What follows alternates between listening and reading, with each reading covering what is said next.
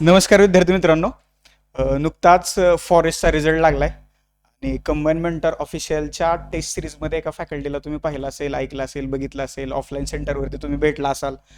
तर तुषार Gaikwad sir RFO म्हणून महाराष्ट्रातून पहिले आलेत. तर त्यांचा छोटेखानी सत्कार समारंभ आपण आयोजित करतोय. नुकतंच माझा लेक्चर संपला आणि रिझल्ट लागला.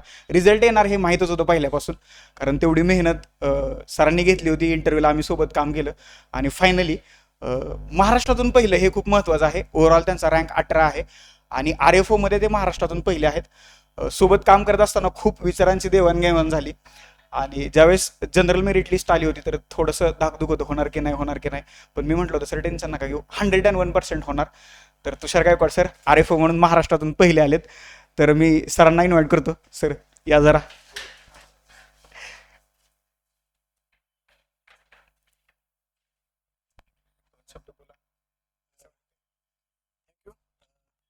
माझा तसा या प्रवासातला पहिलाच रिझल्ट आहे आणि मी खूप आनंद आहे या निकालामुळं.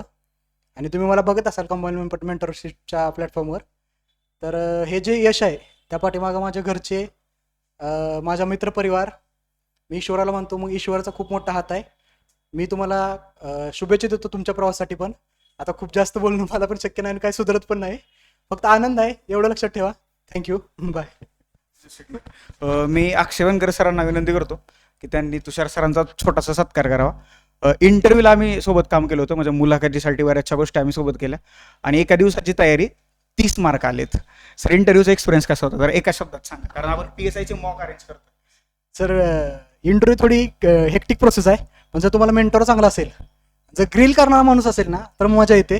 आणि ग्रिल करणारे लोक आहेत आपल्याकडं, फक्त तिथं तुम्ही पोचा. आता कुठं पोचायचं तुम्हाला माहित आहे. फक्त ऑनेस्टली त्यांना सांगा आम्हाला ग्रिल करा. ग्रिल केलं ना तिथं जाऊ शकता तुम्ही. ठीक. येस. ओके. अक्षय सर सत्कार करा सरांचा. या सर, हे पकडा जरा. कशाला बस झालं की.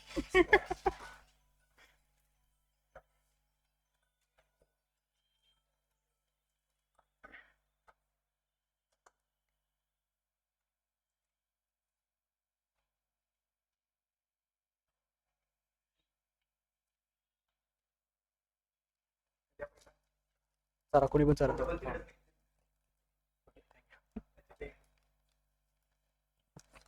कारण गिफ्ट दिलं मला साइन्ड कॉपी.